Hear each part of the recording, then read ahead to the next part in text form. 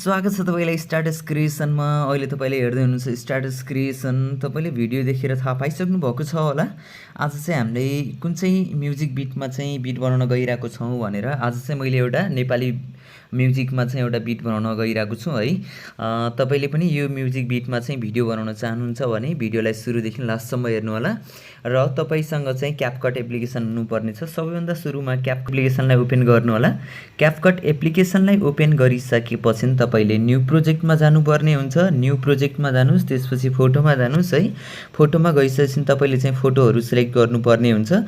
यो म्युजिक भिडियोमा चाहिँ तपाईले 8 वटा फोटोहरु सिलेक्ट गर्नुपर्ने हुन्छ है। 8 वटा फोटोहरु सिलेक्ट गरिसकेपछि तपाईले एड बटनमा गएर क्लिक गर्नुपर्ने हुन्छ र मैले 8 वटा फोटो सिलेक्ट गरेँ र एड बटनमा गएर क्लिक गरेँ। एड बटनमा क्लिक गरिसकेपछि हाम्रो यसमा चाहिँ फोटो आइसकेको छ। अब तपाईले रोटेट गर्नुपर्ने हुन्छ। त्यसको लागि सबैभन्दा सुरुमा फर्म्याट चुज गर्नुस्। फर्म्याटको लागि चाहिँ हामी फर्म्याटमा जाने छौं। त्यसपछि तपाईले 16:9 को रेशियोलाई चुज गर्नुस्। त्यसपछि इमेजमा क्लिक गर्नुस् अनि रोटेट गर्नुपर्ने हुन्छ।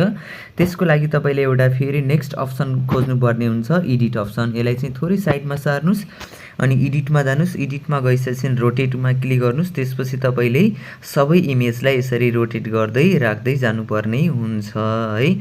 यसरी रोटेट गर्दै राख्दै जानु होला र लास्टमा आउनुस्। लास्टमा हाम्रो एउटा वाटरमार्क रहेको छ, यसमा क्लिक गर्नुस्। त्यसपछि डिलिट गर्नुस्। डिलिट गरिसकेपछि हाम्रो यसमा चाहिँ सबै इमेजहरु चाहिँ हामीले 16:9 को रेशियोमा राखिसकेको छौं। थोरै ब्याक गर्नुस्। त्यसपछि तपाईले एड अडियोमा क्लिक गर्नुपर्ने हुन्छ। अडियो चाहिँ यसमा एड गर्नको लागि त्यसको लागि चाहिँ तपाईले एक्सट्र्याक्टेडमा क्लिक गर्नुस्। यसमा गइसकेपछि तपाईले जुन म्युजिक भिडियो सेभ गर्नु भएको छ त्यो म्युजिकलाई चाहिँ यसमा इम्पोर्ट गर्नुस्। इम्पोर्ट गरिसकेपछि हाम्रो यसमा चाहिँ म्युजिक आइसकेको छ। मैले चाहिँ साउन्ड म्युट गरेँ है, किन भन्दाखेरि मेरो यसमा चाहिँ कपिराइट क्लेमहरु आउन सक्छ। त्यो भएको कारणले मैले साउन्डलाई म्युट गरेको हो।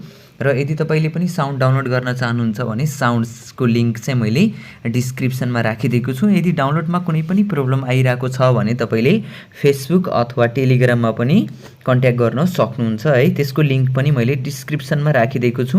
अब चाहिँ हामीले यसको ड्युरेसन मिलाउन तर्फ लाग्ने छौं। फर्स्ट इमेजको ड्युरेसन रहेको छ हामीसँग 2.0 रहेको छ है। 2.0 राख्नु होला। फर्स्ट इमेजको ड्युरेसन चाहिँ 1.9 भएछ, 2.0 यस। अनि त्यसपछि नेक्स्ट इमेजमा आउनुस्। नेक्स्ट इमेजको ड्युरेसन तपाईले राख्नु पर्ने हुन्छ 1.8 को ड्युरेसनमा र फेरि पनि नेक्स्ट इमेजमा आउनुस्। तपाईले 1.8 नै राख्नु पर्ने हुन्छ। फेरि पनि नेक्स्ट इमेजमा आउनुस् र 1.8 राख्नु पर्ने हुन्छ। हामीले 4 वटा इमेजहरु चाहिँ 1.8 मा राख्नु पर्ने हुन्छ है। र त्यसपछि तपाईले नेक्स्ट इमेजमा आउनुस्। नेक्स्ट इमेजको ड्युरेसन रहेको छ 1.9 राख्नुस्। अनि त्यस्तै गरेर सेकेन्ड लास्ट इमेजको ड्युरेसन रहेको छ 1.7 राख्नु होला र लास्टको इमेजमा क्लिक गर्नुस्। लास्टको इमेजको ड्युरेसन चाहिँ तपाईले 1.7 राख्नु होला। अथवा हामीले यसको ड्युरेसनहरु चाहिँ तपाईले मिलाएर अझै राख्नु भएको छ भने चाहिँ थोरै ड्युरेसनहरुमा चाहिँ तलमाथि हुन सक्छ है। र हामीले चाहिँ अहिले मैले यसलाई चाहिँ 1.7 सम्म मात्रै राखेँ है, 1.7 यस। अब यति गरिसकेपछि तपाईले चाहिँ यसमा इफेक्ट राख्नु पर्ने हुन्छ। एनिमेसन राख्नको लागि तपाईले इमेजमा क्लिक गर्नुस् अनि एनिमेसनमा आउनुस्। त्यसपछि कम्बोमा जानु होला। कम्बोमा गइसकेपछि तपाईले यसलाई चाहिँ साइडमा सार्दै आउनुस् है। हामीले चाहिँ बाइसेक्ट 2 भन्ने खोज्नु पर्ने हुन्छ। त्यसको लागि तपाईले यसलाई यता सार्दै आउनु होला। त्यसपछि बाइसेक्ट 2 मा क्लिक गर्नुस्। हाम्रो यसमा चाहिँ बाइसेक्ट 2 आइसकेको छ। त्यसपछि नेक्स्ट इमेजमा आउनुस्। नेक्स्ट इमेजमा गइसकेपछि तपाईले सबै इमेजमा चाहिँ पेन्डुलम 1 राख्नु पर्ने हुन्छ है। यसरी क्लिक गर्दै जानुस् अनि पेन्डुलम 1 राख्दै जानुस्। यसमा पनि क्लिक गर्नुस्, पेन्डुलम 1, यसमा पनि क्लिक गर्नुस्, पेन्डुलम 1 र यसमा पनि क्लिक गर्नुस्, पेन्डुलम 1 र यसमा पनि पेन्डुलम 1 नै राख्नुस् है। तपाईले फर्स्ट बाहेक सबै इमेजमा चाहिँ पेन्डुलम 1 राख्नु होला।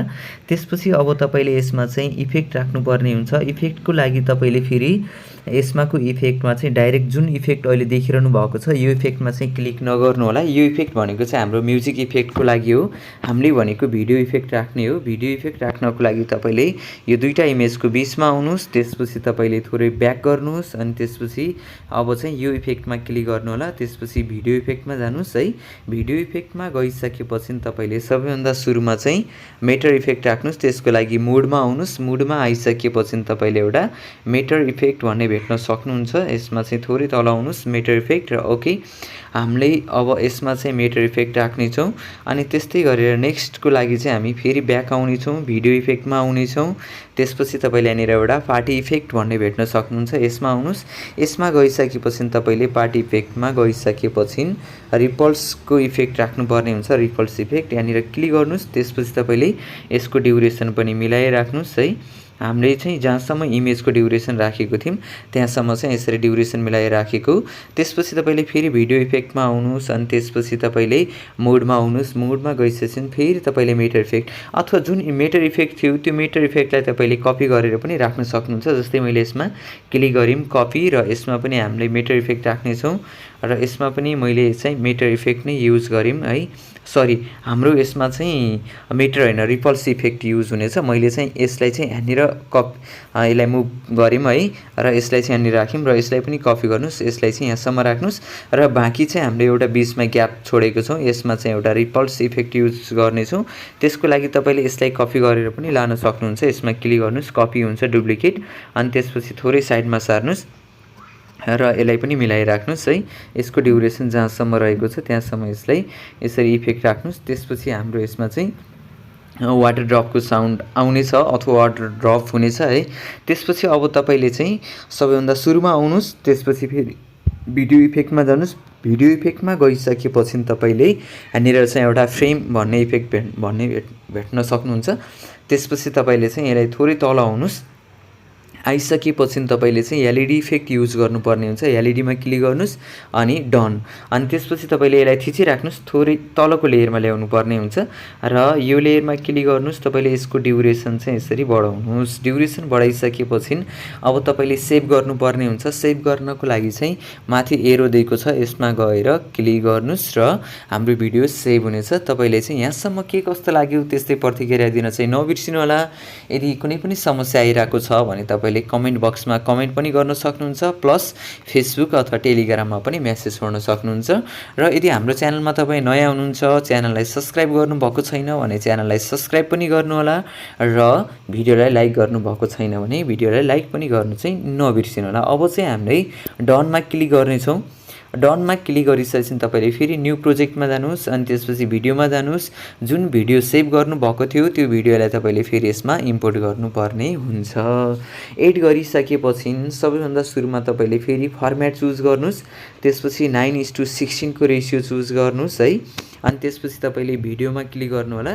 भिडियोमा क्लिक गरिसकेपछि एडिटमा जानुस्। एडिटमा गएर यसलाई रोटेट गर्नुस्। अब चाहिँ हामीले यसमा चाहिँ 9:16 को रेशियो भनेको टिकटकको रेशियो हुन्छ, त्यो भएको कारणले हामीले चाहिँ 9:16 को रेशियो राखेको हो। र अब चाहिँ हामी फेरि लास्टमा आउनुस्, नत्र भने तपाईको यसमा पनि वाटरमार्क आउनेछ है। तपाईले लास्टमा आएर यसलाई यो वाटरमार्कलाई डिलिट गर्नु होला र फेरि तपाईले माथिको एरोमा क्लिक गरेर सेभ गर्नु। सेभ गरिसकेपछि तपाईले प्रोपर तरिकाले अपलोड गर्न पाउनुहुन्छ टिकटकमा 9:16 को रेशियो है। यदि तपाई हाम्रो च्यानलमा नयाँ हुनुहुन्छ भने च्यानललाई सब्स्क्राइब पनि गर्नु होला, भिडियोलाई लाइक पनि गर्नु होला, कमेन्ट पनि गर्नु होला र शेयर पनि गर्न चाहिँ नबिर्सिनु।